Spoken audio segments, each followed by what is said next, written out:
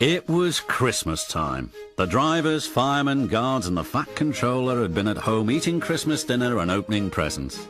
But now the holiday was over and Thomas and his friends knew they would soon be very busy.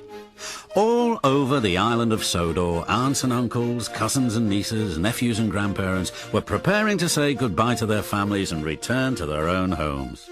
The bigger engines, such as Henry and Gordon, would pull extra carriages that day, but they didn't mind. It was good to have steam in their boilers again and to move into the crisp, cold air. Thomas watched the other engines puff importantly away. Soon it would be his turn. Then he realized that his driver had not arrived, nor was his fireman anywhere to be seen, and there was no coal in his firebox. His two carriages, Annie and Clarabel, shivered and grumbled in the shed. What was the matter? Bertie the bus came into the yard. "Hello, Thomas," he said. "Are you too tired to go out today?" By this time, Thomas was feeling cross. "Of course I'm not too tired," he replied. "I'm waiting for my instructions. In fact, I've been waiting for hours. It's not good enough. When I see the Fat Controller, I shall say so." "Thomas," said Bertie, but Thomas wouldn't stop to listen. "I didn't mean to crash into the station master's house last year when he was eating breakfast, and I've already promised that I won't fall down a mine again, so why doesn't he believe me?" "Thomas," said Bertie, "there's something I think you should know." "Just wait till I see him," finished Thomas. And then Thomas did. The Fat Controller, wearing a brand new hat, stepped off the bus. "I did try to warn you," whispered Bertie. Thomas was sorry he had been so cross. Would he be in trouble again? But the Fat Controller did not appear to have heard him complaining. "Good morning, Thomas," he said, smiling. "Did you have a good rest over the Christmas holidays?" "Yes, thank you," said Thomas. "I'm glad," said the Fat Controller, "because I have important work for you." Thomas was pleased. "With all the bad weather we have been having," said the Fat Controller, "a lot of Christmas mail has been delayed and will be arriving from the mainland this evening. Percy will be waiting at the depot, but he won't be able to pull the mail train on his own. I think he could do with some help. This afternoon I would like you to go to the mail depot. The postman will be waiting for you and will load sacks of letters and parcels into Annie and Clarabel." Thomas was very proud. He had never been given so much responsibility. His driver and fireman reported for duty, and by early evening they arrived at the depot. The postmen were waiting for them, just as the Fat Controller had said they would be. Percy was very excited to see his friend and challenged him to a race. "Oh, I don't know," said Thomas. "The mail is too important to take risks." "Don't worry," said Percy. "I know the route as well as I know my own buffers." When all the mail was loaded and his driver had been given instructions as to where to deliver the mail, Thomas started to leave. "Can't catch me!" shouted Percy, and he rushed out of the depot. Unfortunately, the cold weather had iced up the points. Percy slid over them and came off the rails. "Oh, no!" cried Percy. "What are we going to do now?" said Thomas. One of the postmen telephoned the Fat Controller at home. It was very late and the Fat Controller was just about to go to bed.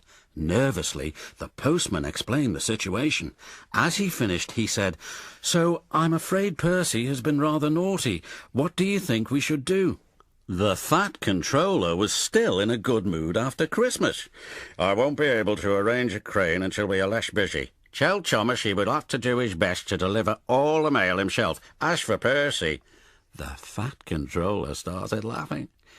"Accidents will happen, I suppose. Ho, ho, ho, ho." Percy was glad that the Fat Controller was not angry with him. "I'm sorry, Thomas," he said. "Will you be able to manage?" "I should think so," replied Thomas. "Yes, I'm sure we will. Won't we, Annie and Clarabel?" Annie and Clarabel weren't at all sure, as dozens of sacks filled with letters and parcels were transferred from the mail train to them. "They're very heavy," complained Annie. "I'm full," moaned Clarabel. "Percy is silly," they grumbled together. But Thomas remembered the time one winter when he wouldn't wear a snowplough and had ended up stuck in a snowdrift. "Don't be too hard on him," he said to the carriages. "We all make mistakes." Soon all the mail had been transferred into Annie and Clarabel. The postmaster explained carefully to Thomas and his driver the places where the mail had to be dropped off to be collected next morning and then delivered through the letterboxes. "Are you sure you'll be all right now?" he said.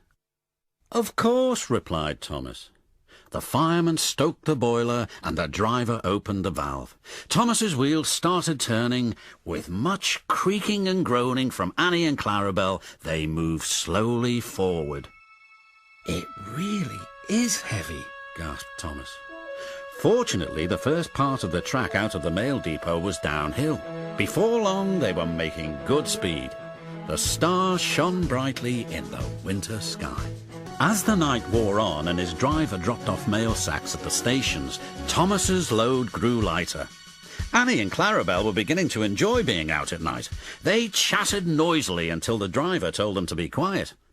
When Thomas stopped to take on water, the two carriages fell fast asleep. "Shall we wait a while?" asked the fireman. "I'm tired as well." "We can't," said Thomas. "We have to deliver all the mail before people get up in the morning." Just then, the driver looked up at the sky. There was not a star to be seen. "We'd better get a move on," he said. "I think a snowstorm is on its way." Reluctantly, Annie and Clarabel woke up. Thomas and the mail train made good time, but even so, dawn was breaking when they arrived back at the engine shed. The Fat Controller was waiting for them. "Well done, everybody," he said. "Make sure you get a good sleep now. We should have a crane ready to put Percy back on rails tomorrow, but I'm afraid I'm going to have to ask you to go out again tonight." "That's all right," said Thomas, as he shunted safely back into his shed. "We enjoyed ourselves, didn't we?" But Annie and Clarabel were sound asleep. His driver said, "Good night," or "Is it good morning, Thomas?" Thomas looked out of the shed window. He thought to himself, "I must ask the driver to fit the snowplough when he comes back," and then fell fast asleep.